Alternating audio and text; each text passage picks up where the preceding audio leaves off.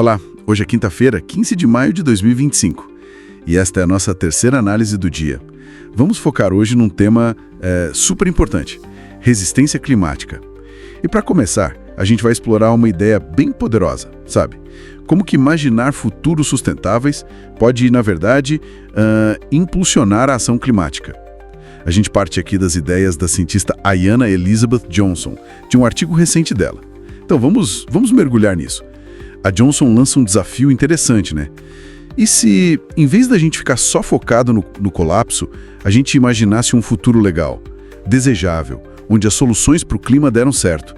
Não é negar a crise, claro, mas é transformar a angústia em desejo, sabe? Por um mundo mais justo, mais saudável. É uma virada de chave, né? O fascinante aqui é como isso pode, combater aquela paralisia, o medo, a desesperança, que às vezes trava a gente. E essa abordagem realinha a motivação. O livro dela, né, What If We Get It Right, vai bem nessa linha, de explorar futuros que valem a pena. E ela não fica só na ideia, né? Ela propõe uma ferramenta prática, o tal do diagrama de Venn da ação climática. Imagina aqueles 3 círculos se cruzando. Um é aquilo que a gente faz bem, o outro o que precisa ser feito pelo clima, e o terceiro o que traz alegria para a gente. A interseção ali mostra a nossa contribuição única. E o legal é que não é só achar o que fazer, mas achar algo que te energize, que seja sustentável para você continuar fazendo, né? Quase um antídoto para o burnout ativista. Essa personalização da ação é muito potente, porque aí o engajamento tende a ser de longo prazo, né? E isso conversa muito com o tal do jornalismo de soluções, que em vez de só martelar no problema, mostra caminhos, mostra respostas e tem pesquisa, da Universidade de Oregon, mostrando que isso funciona, que engaja mais as pessoas. Outro ponto que eu achei muito forte na fala da Johnson é a distinção que ela faz. Ela não se diz otimista, ela se diz determinada. Não é uma fé cega de que tudo vai dar certo. É mais um compromisso de agir com o que é útil, com o que é possível agora, mesmo sem garantia de sucesso total. É aí que fica interessante. A motivação não é esperar a esperança chegar, é agir, é uma disposição ativa. E se a gente conecta isso com o cenário maior, ela argumenta que tecnicamente a gente já tem muita solução na mão, né? Energias renováveis, proteger ecossistemas, repensar comida, transporte, enfim. O grande gargalo, ela aponta, não é tanto a tecnologia, é mais a falta de ação política coordenada, de vontade coletiva e, crucialmente, transformar o nosso imaginário social. E aí entra a cultura. Exato, a cultura. Ela até cita exemplos, né? Peças de teatro que imaginam reconstrução, tipo uma chamada The Beautiful Future is Coming. E dá uma cutucada em Hollywood, né? Que muitas vezes só mostra futuro distópico, apocalíptico. Falta narrativa que faça a gente desejar um futuro sustentável. Ela lembra da Dana Scully, de Arquivo X, que inspirou mulheres na ciência. Será que a ficção pode fazer isso pelo clima? Normalizar e tornar atraente um futuro diferente? É uma ótima questão e levanta outra coisa importante, que é a nossa conexão com a natureza, a tal da biofilia, né? Aquele amor inato que a gente teria. Mas tem o risco do que chamam de shifting baselines. A gente vai se acostumando com o ambiente meio degradado e acha que aquilo é o normal. Então, reativar essa conexão, esse encanto pela natureza, talvez seja um motor forte para a gente exigir um ambiente saudável, né? Para resistir. Ela é bem franca sobre a situação, sabe? Chega a dizer algo como, olha, a gente tá bastante ferrado. É direto ao ponto. Mas logo em seguida ela contrapõe.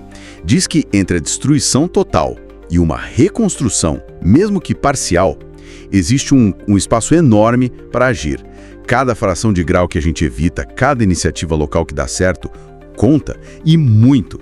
Como Paris com as ciclovias, zonas sem carros, são ações nesse espaço aí. Sim, e esses exemplos locais são chave, mostram o poder das cidades, dos governos locais, regionais. Muitas vezes eles conseguem agir mais rápido que o nível nacional, né? Principalmente quando a política federal tá travada. A inspiração vem de outros movimentos, tipo direitos civis. Tem que agir mesmo na incerteza. Sabe uma história pessoal dela que ilustra bem isso do impacto indireto? O pai dela era arquiteto. E ela ficava meio frustrada porque ele não tinha prédios famosos, sabe? Aí, anos depois, um jovem arquiteto negro contou para ela que só o fato de existir o escritório do pai dela ali na vizinhança foi o que fez ele acreditar que também podia ser arquiteto. O impacto está nesses ecos silenciosos, muitas vezes. Perfeito. E essa talvez seja a mensagem central, né? O foco tem que ser na utilidade da ação agora. A pergunta não é tanto será que ainda dá, mas sim como eu posso ser útil nesse momento. A mudança não vai ser mágica, vai ser o acúmulo dessas ações concretas, sabe? Que juntas vão desenhando outros futuros possíveis. É isso. Em resumo, então, a gente viu como essa proposta da Ayanna Johnson de usar a imaginação de futuros positivos não é fuga da realidade. Pelo contrário, é um motor potente para a ação climática.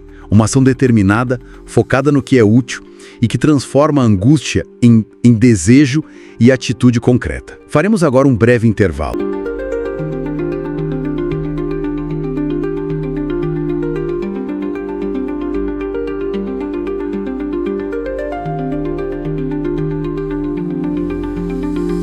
Bem-vindos de volta.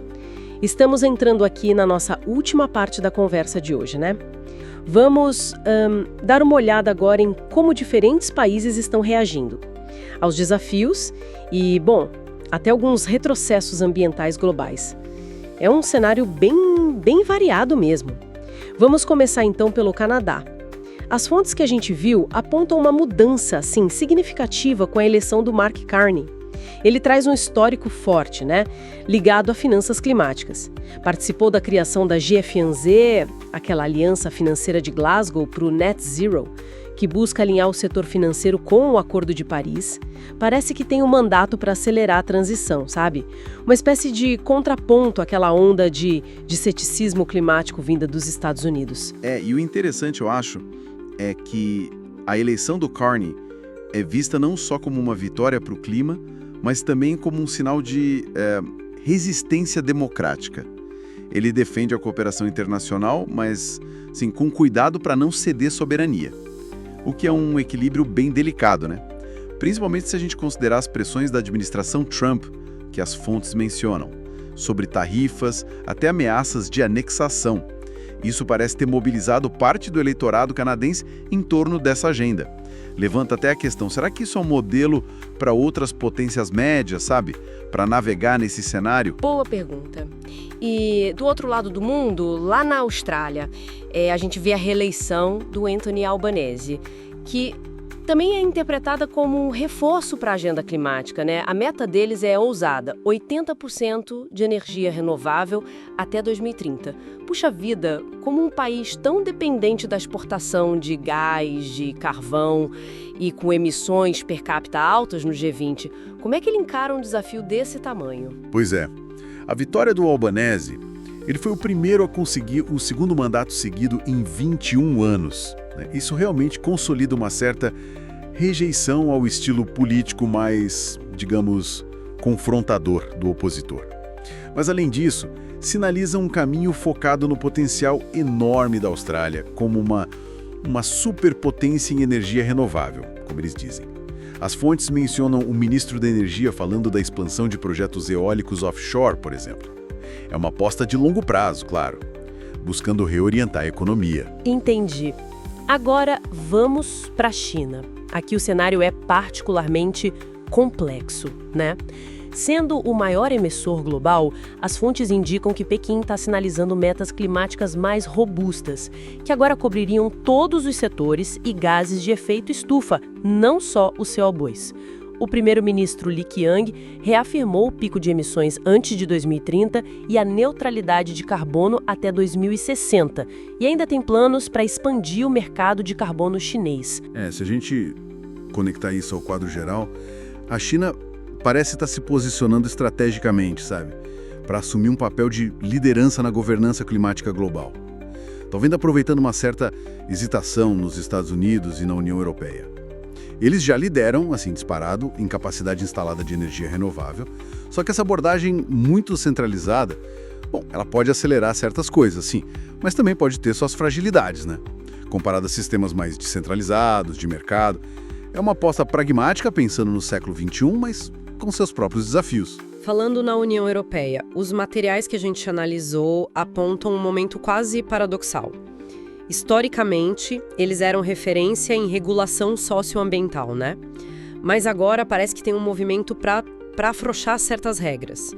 Mencionam a CSRD, a Diretiva de Relatórios de Sustentabilidade Corporativa, e a CS3D, que foca na devida diligência em direitos humanos e meio ambiente nas cadeias de valor.